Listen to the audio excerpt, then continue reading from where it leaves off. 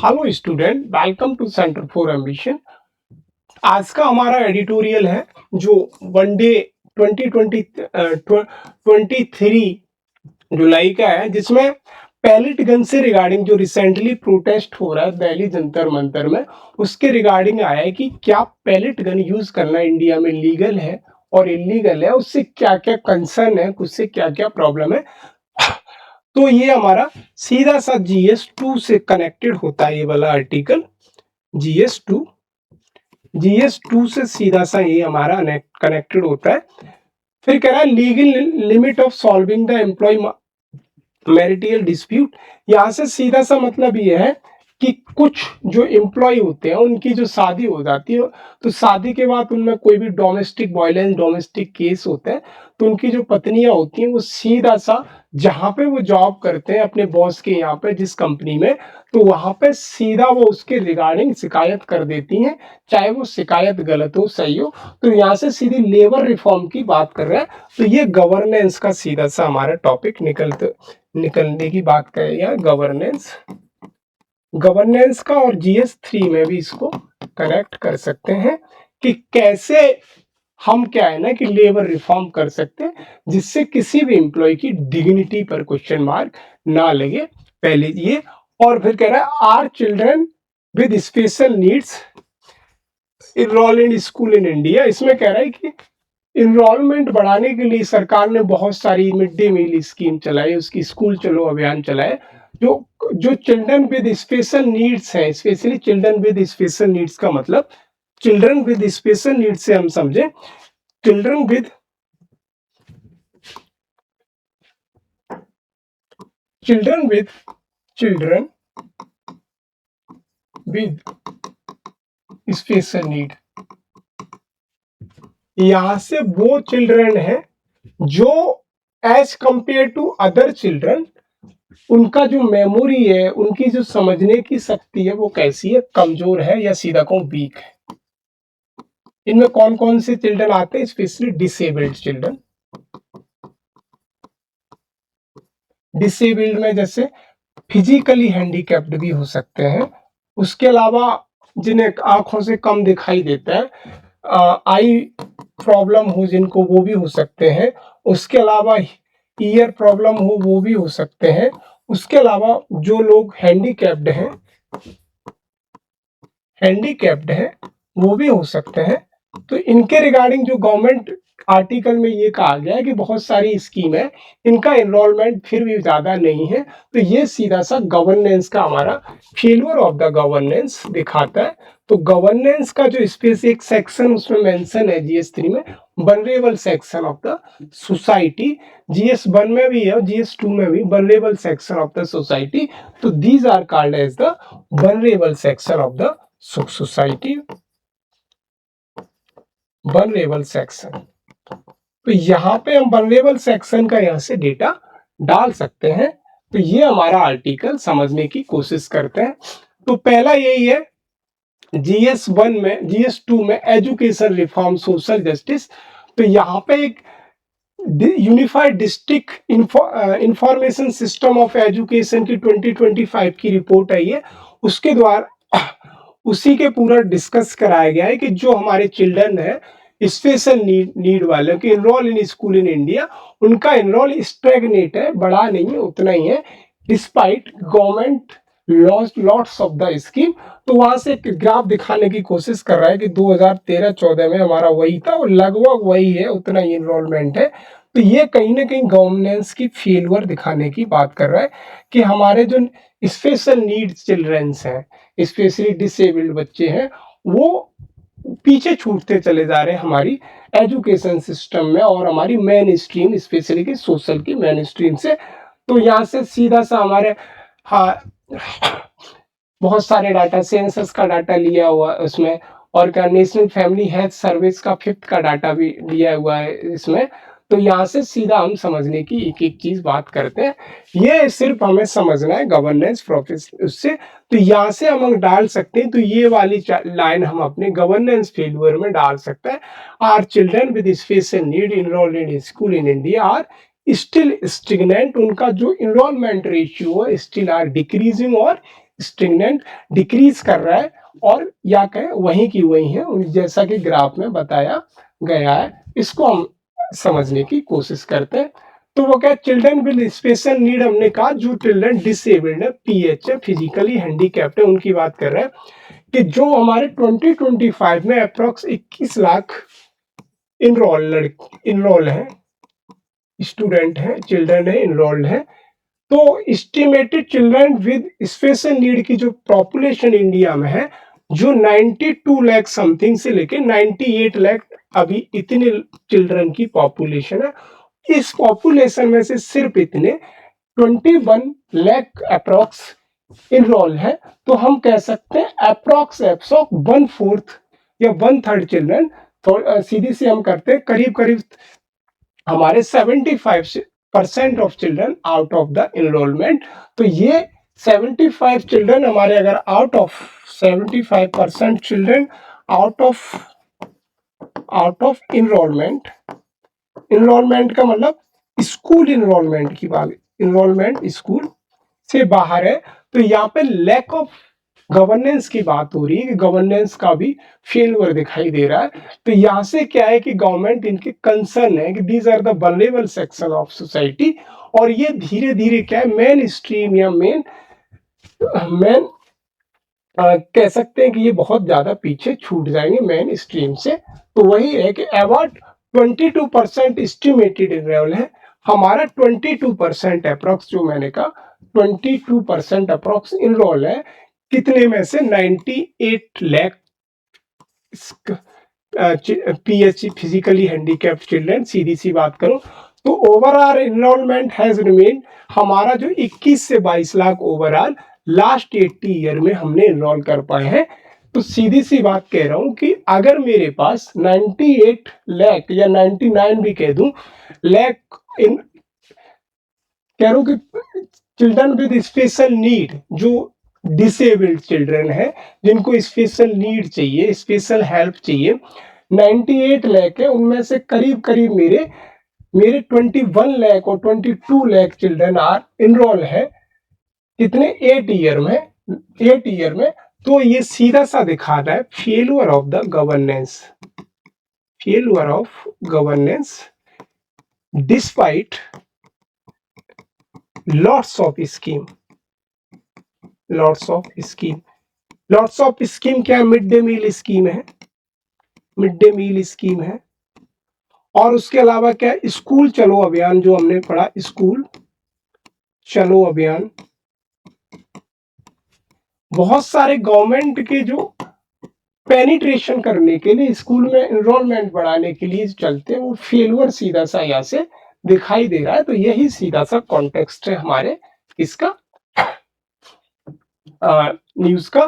तो major concern क्या है, मेजर कंसर्न यही है सबसे बड़ा मेजर कंसर्न में कि लो एनरोलमेंट है, एनरोलमेंट बहुत कम है। कह रहा है कि nearly out of every 5 children with special remain out of the formal school system, कि 5 में से करीब 4, सीधा सा मतलब हो गया करीब 20% ही इनरोल है और 80% student still are out of school ambit, school के एम्बिट से हैं, ये सीधी सी फॉर्मल एजुकेशन सिस्टम से बाहर है। और हाई ड्रॉप आउट रेट है, हाई ड्रॉप आउट रेट क्यों से, कैसे है कि जो हमारा प्राइमरी और सेकेंडरी का इंफ्रास्ट्रक्चर है वो फीजेबल नहीं है उन स्टूडेंट के लिए। तो इसकी वजह से भी क्या होता है, स्टेयर उनको अलग तरीके की चाहिए, उन्हें टॉयलेट भी अलग तरीके की चाहिए, बहुत सारी चीजें, खाना खाने के लिए भी अलग तरीके कोई स्पेशल नीड वाला चाहिए। तो यहाँ से क्या है, ड्रॉप आउट रेशियो बहुत ज्यादा है। तो significant not primary upper primary में होता है, लेवल में होता है, लेकिन ड्रॉप आउट इंक्रीज हायर जैसे ही क्लासेस में जाते हैं तो उनका ड्रॉप आउट हो जाता है। तो यहाँ से सीधा सा निकल के आ रहा है lack of infrastructure, infrastructure and special facilities for the for हम कह सकते हैं चिल्ड्रन विद स्पेशल नीड। ये है कि स्कूलों का प्रॉपर इंफ्रास्ट्रक्चर भी नहीं है और उनको जो स्पेशल फैसिलिटी में, टॉयलेट अलग तरीके की चाहिए, खाना खाने के लिए चाहिए, पढ़ने के लिए अलग तरीके के बोर्ड चाहिए। जैसे मैं कह सकता हूँ कि इसकी आंख में प्रॉब्लम है, किसी के कान में प्रॉब्लम है, तो ये सारा इंफ्रास्ट्रक्चर है, इसकी वजह से क्या है कि ड्रॉप आउट रेशियो बहुत ज्यादा है। और जेंडर गैप सीधा सा कह सकता हूं कि बॉय सबसे ज्यादा है, लड़कियां तो बहुत पीछे छूट गई हैं। यहां से सीधा आर्टिकल कहने की बात कर रहा है, however girls with disabilities so relatively better retention than the boy at higher level. फिर कह रहा है डेटा गैप, हमारे डेटा गैप हमारे पास क्या है कि हमारी जो 2011 में सेंसस डिसेबिलिटी हुई उसके बाद हमारा हुआ ही नहीं। और right of personal with disability act 2016 हमारा, it does not fully capture disability recognised under the, और जो हमारा right of person with disability है, इसमें जो प्रॉपर तरीके से डिसेबिलिटी को भी मेंशन नहीं किया गया, ये सीधी चीजें कह रहा है। इसकी वजह से क्या है, जो सेंसस में हमारे जो डिसेबल पीपल लिए गए थे as per the right of person with disability, वहां पे भी बहुत सारे लोग छूटे हैं। क्योंकि क्यों छूटे हैं कि हमारा जो प्रॉपर कैप्चरिंग डिसेबिलिटी का है, right of person with disability, वो भी प्रॉपर नहीं है। किसको डिसेबल कहेंगे, किसको डिसेबल नहीं कहेंगे। गवर्नमेंट ने बहुत सारे, मैंने कहा, प्रोग्राम चलाए to attract enrolment in children with special need enrolment. Enrolment कैसा, पहला समग्र शिक्षा अभियान। समग्र शिक्षा अभियान का मतलब सबको प्रमोट करना है, एजुकेशन। फिर कह रहा है इंक्लूसिव एजुकेशन कंपोनेंट है। Right person with disability act लाए, जिसमें क्या है कि उनके राइट्स को हमने डिफाइन किया, right of disable person defined, इसमें डिफाइन किए गए जिससे उनको प्रॉपर राइट मिले। नेशनल एजुकेशन पॉलिसी 2020 में भी हमने फिजिकली हैंडीकैप्ड के लिए स्पेशल प्रोविजन किए। पीएम श्री स्कूल सर्व शिक्षा अभियान, बहुत सारी गवर्नमेंट के इनिशिएटिव है वो regarding the promotion of the children with special need का एनरोलमेंट प्रमोट करने के लिए। तो यहाँ से सीधा सा ये दिखा रहा है, फ्री एजुकेशन भी हमने दिया कि यहाँ पे इतनी सारी स्कीम होने के बाद भी उनका एनरोलमेंट आइदर डिक्रीजिंग और स्टिग्नेंट, ये सीधा हमें समझ में आ रहा है। कॉन्स्टिट्यूशनल प्रोविजन क्या है कि आर्टिकल कॉन्स्टिट्यूशन में दिया है, आर्टिकल 21 का क्लॉज है, राइट टू एजुकेशन की बात करता है। आर्टिकल 14 इक्वालिटी बिफोर का लॉ की बात करता है कि सबको समान अधिकार है लॉ के सामने। तो ये भी एक article 15 protection against discrimination between the gender की बात करता है। और असिस्टेंट पर्सन डिसेबिलिटी की आर्टिकल 41। और ये हमारा जो एक्ट है पर्सनल डिसेबिलिटी वाला, वो भी इंक्लूसिव एजुकेशन और इक्वल अपॉर्चुनिटी की बात करता है। तो यहाँ से अगर कोई भी क्वेश्चन आता है तो ये हम इसको डाल सकते हैं वे फॉरवर्ड में, या अपने आर्गुमेंट को बेहतर लिखने के लिए। फिर कह रहा है चैलेंजेस क्या है, कह रहा है poor identification children with disability, हमने प्रॉपर आइडेंटिफिकेशन नहीं कर पाया, प्रॉपर आइडेंटिफाई IDENTI आइडेंटिफाई नहीं कर पाया। और जो मैंने पढ़ा, डिसेबिलिटी फ्रेंडली इंफ्रास्ट्रक्चर नहीं है हमारे पास, इंफ्रास्ट्रक्चर हमारे पास प्रॉपर इंफ्रास्ट्रक्चर भी नहीं है। और लिमिटेड हमारे पास असिस्टिव टेक्नोलॉजीज हैं, जैसे विजुअलाइज कैंडिडेट है अगर कोई, या आप कानों से कम सुनाई देता है, तो हमारे पास प्रॉपर टेक्नोलॉजी भी नहीं है उसके रिगार्डिंग। और हमारा डाटा कलेक्शन मॉनिटरिंग बहुत वीक है। और टीचर ट्रेनिंग इंक्लूसिव एजुकेशन बहुत इनएडुकेट है। तो ये हमारे पास 4 से 5 पॉइंट है कि poor identification of the children with disabilities, हम आइडेंटिफाई नहीं कर पाते as per the disability act. और lack of disability friendly classroom, हमारे इंफ्रास्ट्रक्चर टेक्नोलॉजीज कलेक्शन डाटास और टीचर ट्रेनिंग भी नहीं है। तो वे फॉरवर्ड क्या होना चाहिए, सीधा सा है कि what should be the next, how to increase the enrolment of the children with special needs, उनका कैसे एनरोलमेंट बढ़ाए। तो सबसे पहले है कि हमारा आइडेंटिफिकेशन इंटरवेंशन होना चाहिए, कि हमें आइडेंटिफाई अच्छे से करना चाहिए who is disable who is not disable. और हमारा स्पेशल एजुकेटर होना चाहिए, स्पेशली अगर मान लो किसी को फिजिकली हैंडीकैप्ड है, अगर उसको प्रॉब्लम आंख से रिलेटेड है तो आंख से रिलेटेड वो पढ़ाने वाला हो। कान से हियरिंग प्रॉब्लम है तो ऐसा हो।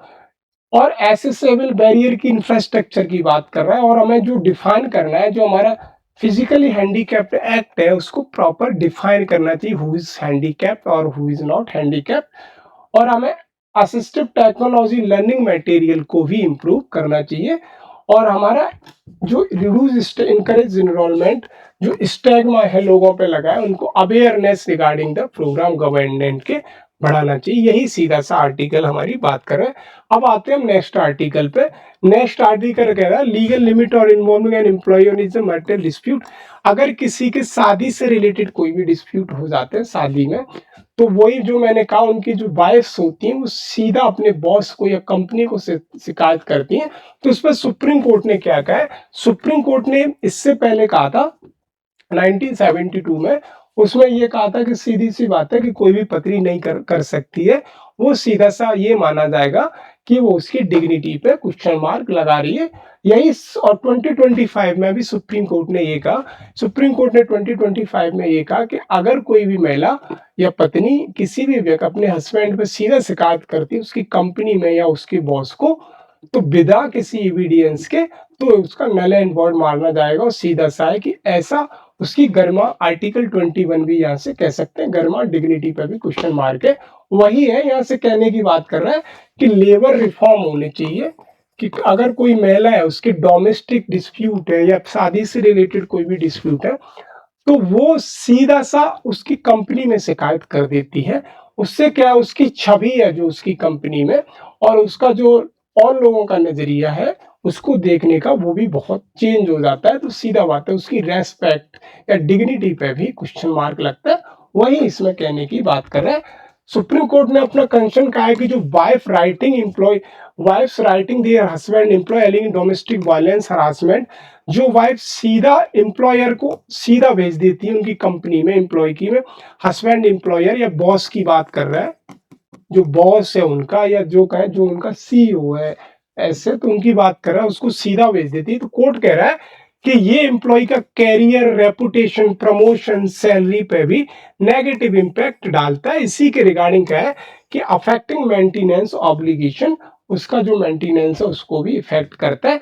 तो बैकग्राउंड सीधा सा यहाँ का क्या है कि एक वुमेन ने क्या है, women sought to transfer defamation case, उसने डिफेमेशन केस सीधा हस्बैंड का डिफेमेशन केस आया हस्बैंड से related. She had written to husband employ accusing sexual harassment, उसने सीधा सा कंपनी में ही लिख दिया कि मेरा हस्बैंड मेरा सेक्सुअल हरासमेंट करता है। The husband claim allegation were false, हस्बैंड ने कहा कि ये एलिगेशन बिल्कुल फॉल्स है। सुप्रीम कोर्ट ने इसमें पाया कि employer should not be unnecessary drawn into a private matrimonial dispute. उन्होंने सीधा पाया कि जो व्यक्ति, जो कंपनियां या जो बॉस, उनको प्राइवेट मैट्रिमोनियल डिस्प्यूट में नहीं पड़ना चाहिए। जिससे क्या, उसको कोई भी अगर महिला सीधी सी वहां पे लेटर लिख रही है, शिकायत करी with the help of the application, तो उसको रिजेक्ट करना देना चाहिए। Supreme court noted that employer should not be unnecessary drawn into private marital dispute. ये सीधी सी बात है। कैन एन एम्प्लॉयर एक्ट कर सकता है, सीधी सी बात। या जो बॉस है, जो कंपनी है, या जिसके अंदर वो काम कर रहा है, कोई एक्शन ले सकता है। तो कह रहा है private employ generally can not terminate, employ को टर्मिनेट नहीं कर रहा, because allegation arising from the personal, उसके डिस्प्यूट है, उसके मैरिड डिस्प्यूट है, मैरिटियल डिस्प्यूट है, उससे है। तो उसके पर्सनल डिस्प्यूट में उसको एकदम से टर्मिनेट नहीं करता है। और कह रहा है डिसिप्लिनरी एक्शन उसके खिलाफ जस्टिफाइड है, ले सकता है, अगर एम्प्लॉय ने कोई भी कंपनी के rule and service condition, rule and regulation violate की हो। तो उसका जो भी बॉस है या जो भी एम्प्लॉयर है, वो सीधा सा उसके खिलाफ कोई डिसिप्लिनरी एक्शन ले सकता है। और अगर एलिगेशन फॉल्स पाए गए, तो allegation false defamatory, the employ seek legal remedies. अगर जो भी उसके एलिगेशन है अगर फॉल्स पाए जाते हैं, गलत पाए जाते हैं, तो उसके पास लीगल रेमेडी भी है, लीगल उपचार भी है। लीगल प्रोविजन क्या है कि सेक्शन 356 ऑफ बीएनएस कहता है, डिफेमेशन डिफाइन करता है सीधी सी बात है, मान आन का सीधी सी बात कर रहा है। सेक्शन 144 भारतीय न्याय संहिता का कहता है recovery from salary maintenance related to case where applicable through legal procedure. यहाँ पे सीधी सी डिफेमेशन की बात कर रहा है कि अगर किसी व्यक्ति की डिग्निटी पे क्वेश्चन मार्क लगता है कि अगर कोई भी महिला उसके पति के रिगार्डिंग केस की एम्प्लॉय को दे देती है, पाया जाता है कि वो गिल्टी नहीं है, तो उसका क्या है कि उसकी डिग्निटी पे क्वेश्चन मार्क लगता है, उसकी रेस्पेक्ट पे, तो वो डिफेमेशन केस फाइल कर सकता है अंडर द BNS 356। यहां से सीधा कह रहा है। और जो BNS 144 है वो कह रहा है उसकी जो सैलरी है, मेंटेनेंस है, वो सारे रिकवर हो जाएंगे। फिर maintenance obligation remain subject to court order, और जो कोर्ट के ऑर्डर के सब्जेक्ट है कि कोर्ट के ऑर्डर से ही मेंटेनेंस कितना मिलेगा, क्या बोलेगा, वो सारा इसमें नॉट एम्प्लॉय डिस्क्रिएशन, एम्प्लॉय का इस पर कोई डिस्क्रिएशन, ये सारी चीजें। कॉन्स्टिट्यूशनल डायमेंशन जो मैंने कहा कि आर्टिकल 21 राइट टू लाइफ इनको right to reputation and livelihood, अगर किसी व्यक्ति की अगर डिग्निटी पे क्वेश्चन मार्क वो महिला लगा देती है, स्पेशली अपने हस्बैंड की पे, कि सेक्सुअल हरासमेंट करता है, डोमेस्टिक वायलेंस करता है, फाल्स भी हो सकता है, ज्यादातर फाल्स ही होते हैं, तो ये है कि ये सीधा सा आर्टिकल 21 का मैटर बनता है। और ये है कि उसको भी सुना जाएगा, इक्वलिटी बिफोर द लॉ, ये भी सीधा है कि उस व्यक्ति को भी सुनना चाहिए। प्रिंसिपल ऑफ नेचुरल जस्टिस भी यहां से निकल के आ रहा है। तो आर्टिकल 21 इज इंपोर्टेंट, यहां से स्टार मान लो। Article 14 is also important because husband is also have equality before law under the article 40, that's why he shall be listened by the employer or by the court, कि उसके मतलब कोई भी action लेने से पहले ये सीधा कह रहा है वे फॉरवर्ड क्या होना चाहिए कि जो मैट्रिमोनियल डिस्प्यूट है प्राइमरली जुडिशियल स्टैट्यूटरी मैकेनिज्म से ही होंगे, न कि कोई बॉस या प्राइवेट एजेंसी सॉल्व करेगी। तो सीधा उन्हें कोर्ट में जाना चाहिए rather than to going husband office, और हस्बैंड की जो भी कंपनी उसमें जाने से पहले उनको कोर्ट में ऐसे डिस्प्यूट लिखने चाहिए। तो proper judicial and statutory mechanism के थ्रू वो डिस्प्यूट सॉल्व होंगे। और employees should act only credible evidence, और जो भी एम्प्लॉयर है, एम्प्लॉयर का सीधा सा मतलब उसके पास क्रेडिबल एविडेंस होने चाहिए, साक्ष्य एकदम सटीक होने चाहिए और लीगल डायरेक्शन में होने चाहिए, तभी वो कोई एक्शन ले सकता है। और मिसयूज इसका कंप्लेंट का रोकना चाहिए। How to prevent the misuse of the complaint, कैसे रोकेंगे, तो सीधी सी बात है उसको प्रॉपर इन्वेस्टिगेशन करके और fair inquiry, due process, protection, reputation all parties का होना चाहिए। फेयर इंक्वायरी होनी चाहिए, दोनों सीधी सी जांच, और ड्यू प्रोसेस ऑफ लॉ, पूरा प्रोसीजर हमें फॉलो करना चाहिए, जिससे क्या है कि if a husband is guilty और इनोसेंट, वहां पे फाइनल हमें पता चल जाएगा। तो ये सीधा यहाँ का वे फॉरवर्ड है। फिर आ जाता है are pellet gun being used in a protest.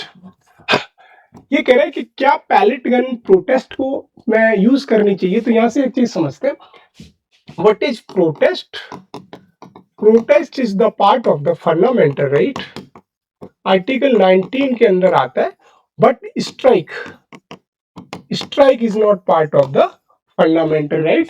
तो these student are protesting not a strike, सीधी सी बात। तो अगर स्ट्राइक आता है तो strike is not under the fundamental right.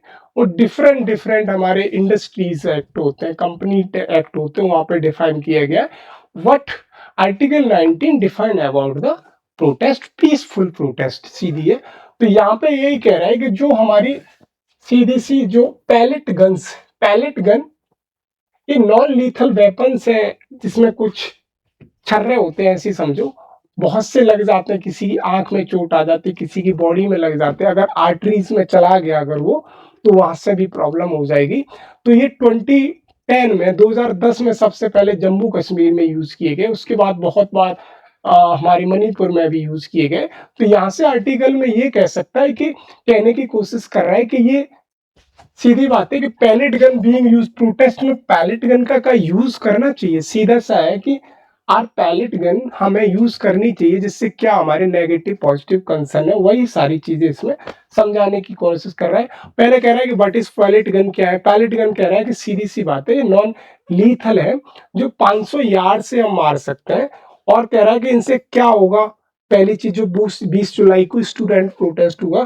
फिर कह रहा है व्हाट इज द फर्स्ट कहाँ पर सबसे पहले यूज की थी, मैंने कहा जम्मू कश्मीर में सबसे पहले यूज की थी। और फिर अगर इनकी कंसर्न क्या है, सीधा although this article may be oriented toward the politics, but यहाँ से हम सीधा हम समझने की कोशिश करेंगे कि ये हमारे यूपीएससी के पॉइंट ऑफ व्यू से कितना सही है। अगर ये आएगा तो जीएस 2 में सीधा सा यहाँ से आ जाएगा, दैट इज गवर्नेंस में, एडमिनिस्ट्रेशन में, या इथिक्स के जीएस 4 में, इस 4 में इसको कनेक्ट करेगा इथिक्स में। ये इथिक्स का सीधा सा है। और केस स्टडी भी यहाँ से अगर आएगी, प्रोटेस्ट इस साल नहीं तो अगली साल आ जाए, किससे, इसी आर्टिकल से, कि अगर जंतर मंतर पे जो प्रोटेस्ट हुआ उसकी सीधी सी आपसे पूछ लेगा, अगर वहां पे एज ए असिस्टेंट कमिश्नर और कमिश्नर आप होते तो आपके एक्शन क्या होते। तो this is a very critical और serious situation to control the crowd. तो यहाँ पे सीधा सा हम समझने की कोशिश करते हैं पैलेट गन के बारे में। तो सबसे पहले ये न्यूज में इसीलिए कि एलिगेशन ये है कि दिल्ली पुलिस ने पैलेट गन का यूज किया, लेकिन पुलिस इज डिस्पाइट डिनाइंग कि हमने पैलेट गन का यूज नहीं किया है। ये सीधी सीधी कि हमने पैलेट गन का यूज नहीं किया। लेकिन हॉस्पिटल में जितने भी स्टूडेंट 4 से 5 एडमिट हुए, वहां पाया गया कि उनके कुछ छर्रे लगे हुए हैं, सीधी सी बात है, पैलेट गन के। तो यही सीधा सा है कि क्या पैलेट गन यूज करनी चाहिए ड्यूरिंग क्राउड और ड्यूरिंग एनी प्रोटेस्ट, यहाँ से सीधा सा निकलने की कोशिश। अब है कि what are the pellet guns क्या है, तो नॉन लीथल वेपन्स है, पंप एक्शन गन जिन्हें बोलते हैं, जो क्राउड को बिखेरने के लिए यूज किए जाते हैं। कार्ट्रिज वगैरह और 100 ऑफ स्मॉल मेटल पैलेट्स भी होते हैं, जिनमें प्लास्टिक के फॉर्म में भी होते हैं, कभी कभी स्टोन के, सॉरी, कभी कभी आयरन के फॉर्म में भी होते हैं, एल्यूमिनियम के भी फॉर्म में होते हैं। और मल्टीपल डायरेक्शन में them less accurate, multiple direction में चलते हैं, design to disperse violent crowd. सीधी सी बात है कि क्राउड अगर बहुत ज्यादा वायलेंट हो जाए तो उसको डिस्पर्स करने के लिए या क्राउड को बिखेरने के लिए यूज किए जाते हैं। ये इसमें सीधा प्लास्टिक फॉर्म में भी होते हैं, इनमें कभी कभी आयरन, एल्यूमिनियम और अदर मेटल भी यूज किए जाते हैं। दैट्स वाई पैलेट गन में भी लीथल और इसको नॉन लीथल कहा गया है, लेकिन ये जब अंदर बॉडी में पेनिट्रेट करती है तो लीथल भी हो जाती है। अगर आपकी आंख में लग जाए, अगर मान लीजिए किसी की आर्टरीज में लग जाए, तो पैलेट गन में भी lethal, although pellet gun are non lethal. ये समझ में आना है। हिस्ट्री ऑफ इंडिया की बात करूं, सीधी सी बात कर रहा है कि पैलेट गन का सबसे पहले 2010 में जम्मू कश्मीर में यूज किया। फिर हमने कश्मीर में जो बुरहान वानी की डेथ का जो जनाजा निकल रहा था, उसमें बहुत से लोगों ने प्रोटेस्ट किया, उसमें यूज किया। मणिपुर वायलेंस 2023 में यूज किया। फार्मर प्रोटेस्ट में भी हमने यूज किया। स्पेशली ये एलिगेशन है, but police are still denying. Police अभी डिनाई कर रही है कि हमने कोई भी पैलेट गन का यूज नहीं किया है, लेकिन evidence also found that police are also using pellet gun during the crowd और द प्रोटेस्ट। यहाँ से सीधा सा हमने इतनी बार हमने यूज किया, 2016 में किया, 10 में किया, 23 में, फार्मर प्रोटेस्ट 2024 में किया। इसके कंसर्न क्या है कि why is pellet gun harmful. Harmful क्यों है? क्यों? जो मैंने कहा, अगर किसी व्यक्ति को ये आंख में लग गई, आई में लग गई, तो ये परमानेंट ब्लाइंडनेस हो जाएगी। सीवियर इंजरीज कब होती है? जब ये आर्टरीज वगैरह में, आर्टरीज में चली जाए आपकी, कि आपको मारा और यहाँ पे लगी, अगर यहाँ कोई आर्टरीज है उसमें पेनिट्रेट होगी, तो ये बहुत सीवियर इंजरी में इसका फिर सर्जरी करानी पड़ेगी। और किसी अर्गन को भी, बॉडी का जो पार्ट अर्गन है उसको भी डैमेज कर सकती है। जैसे कान में अगर इधर से लग जाए, अंदर चली जाए, या आंख में लग जाए, उसको भी डैमेज कर, परमानेंट डिसेबिलिटी में चेंज हो जाएगी। अगर if a person loss eyes और ear, this is also permanent disability. तो ये परमानेंट डिसेबिलिटी हो सकती है। और कुछ केसेस में पाया गया कि अगर किसी व्यक्ति की आर्टरीज बस्ट हो गई या वहां पे अंदर तक ज्यादा पेनिट्रेट हो गई, तो due to the loss of the blood ही और सी मे बी डाई, वो उसकी डेथ भी हो सकती है। That's why pellet gun are so concern, so harmful. यहां से सीधा सा निकल के आ रहा है कि इसका सबसे बड़ा कंसर्न यही है कि पैलेट गन इसीलिए हो सकती। Pellet gun randomly making targeted difficult, ये concern regarding right to life concerns यही है कि राइट टू लाइफ आर्टिकल 21 कहता है, और उसके अलावा कहता है proportional use of force, force भी यूज करती है, जैसे लाठी, पानी, वाटर कैनन यूज कर रही है, लाठी चार्ज कर रही है, despite using the pellet gun, human right वॉलेशन, police accountability, ये सारे कंसर्न रेज होते हैं रिगार्डिंग द फोर्स। फोर्स जो हमारी पैरामिलिट्री यूज करती है, सबसे बड़ा वायलेशन आर्टिकल 21 का है, प्रोपोर्शनल यूज ऑफ फोर्स। उसके अलावा जैसे लाठी चार्ज कर दिया होता है ना, उसके अलावा वाटर कैनन चला देती है, और फिर हम कहते हैं स्मोक कह सकते हैं कि सील्ड बना देती है, स्मोक सील्ड या धुआं के गोले, स्मोक बॉम्ब भी बोल सकते, वो भी चला ले देती है। और ह्यूमन राइट वायलेशन भी बहुत हो रहा है। पुलिस की अकाउंटेबिलिटी इसमें कोई है नहीं कि पुलिस की अकाउंटेबिलिटी, अगर किसी को भी कोई इंजरीज हो जाती है, हु इज अकाउंटेबल, तो पुलिस की यहाँ पे कोई भी अकाउंटेबिलिटी नहीं है।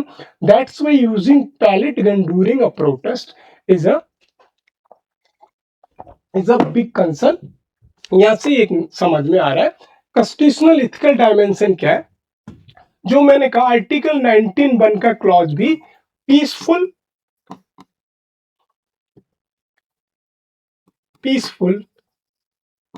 प्रोटेस्ट की बात करता है। Article 21 protection of life and personal liberty, article 19 third reasonable and proportionate restriction लगाने की बात करता है कि अगर सरकार को लगे तो 163 या 144 BNS 163 भी लगा सकती है।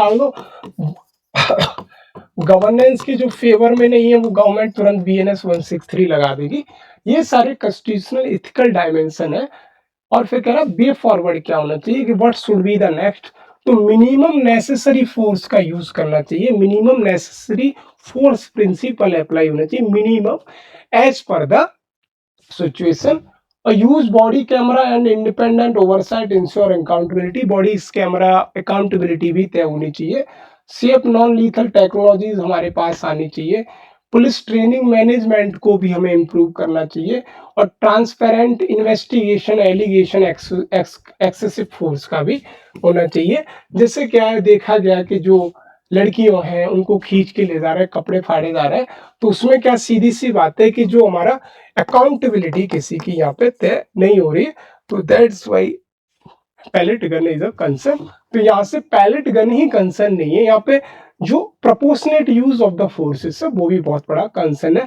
तो ये GS4 का मेरे हिसाब से one of the most important topic है GS4 का। तो यहाँ से आप समझ लीजिए, आपको इस बार नहीं तो अगली बार जरूर मेंस में देखने को GS4 में क्वेश्चन यहाँ से मिलेगा, चाहे आपको क्वेश्चन में मिले चाहे केस स्टडी मिले। That's why this topic is important. तो आज के लिए इतना ही, मिलते हैं अगले वीडियो में। धन्यवाद।